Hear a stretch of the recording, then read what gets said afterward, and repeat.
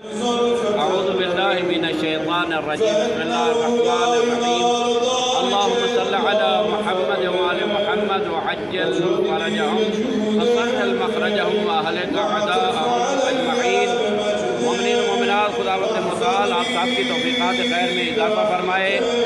ماہ رجب المرجب کا اختتام آج شب جمعہ ہے اور 29 رجب المرجب کا دن ختم ہو چکا ہے۔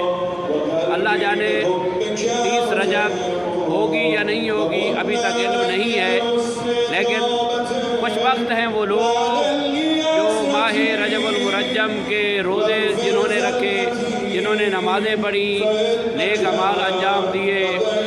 امام جعفر صادق علیہ السلام سے روایت ہے کہ امام علیہ السلام فرماتے ہیں: اذا کان یوم القیامہ نادى مناد من مطنان الارض این الرجبیون، جب قیامت کا دن ہوگا تو ایک ندا دینے والا عرش کی ایک جانب سے ایک ندا دے گا، کہاں ہے رجبیون؟ تو ایک ایسا گروہ وہاں سے اٹھے گا کہ جن کے ماتھے پہ، پیشانی پہ تاج ملائکہ ہوگا، اور انہیں کہا جائے گا کہ خداوند ذوالجلال کی طرف سے تمہارے لیے ایک بہت بڑا انعام ہے کہ تمہارے لیے اللہ نے وہ نہر جنت میں رکھی ہے جس نہر کا نام رجب ہے، اور اللہ نے تمہارے گناہوں کو معاف کر دیا۔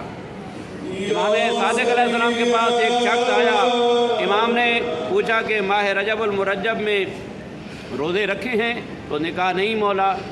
تو مولا نے فرمایا تو نے بہت بڑا نقصان کیا ہے، تو نے روزے نہیں رکھے، اللہ نے ماہ رجب میں روزے رکھنے والوں کے لیے بہت بڑا انعام قرار دیا ہے۔ تو وہ کہتا ہے کہ مولا آیا اختتامی ایام ہے، میں روزے رکھ سکتا ہوں؟ تو مولا نے فرمایا ہاں، اگرچہ ایک روزہ بھی ماہ رجب میں رکھو تمہیں خدا رجبیون میں سے مشمول فرمائے گا، ان کے لیے بہت بڑا اجر ہے۔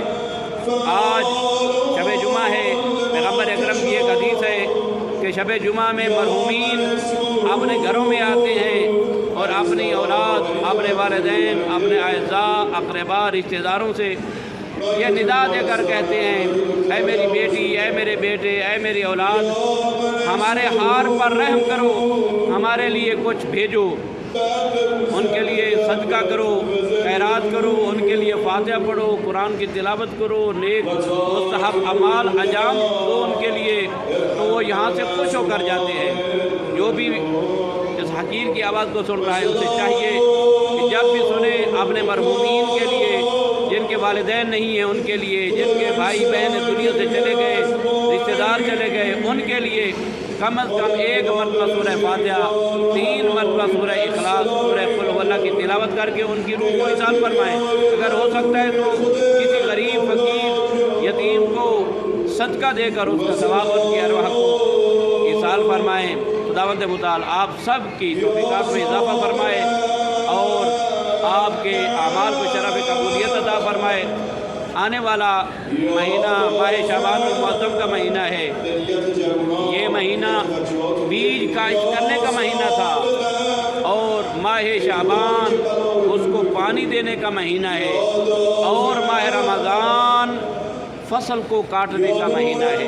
پروردگار ہم سب کے اعمال کو قبول فرمائے، ہمارے گناہوں سے درگزر فرمائے، ہمارے مرحومین کی مغفرت فرمائے، اور ہمیں اپنے آقا و مولا حضرت قائم آل محمد کے نورانی اور وجہ الہی چہرہ کی زیارت کا شرف نصیب فرمائے۔ آمین یا رب العالمین۔ وصلی اللہ علی محمد و آلہ الطاہرین۔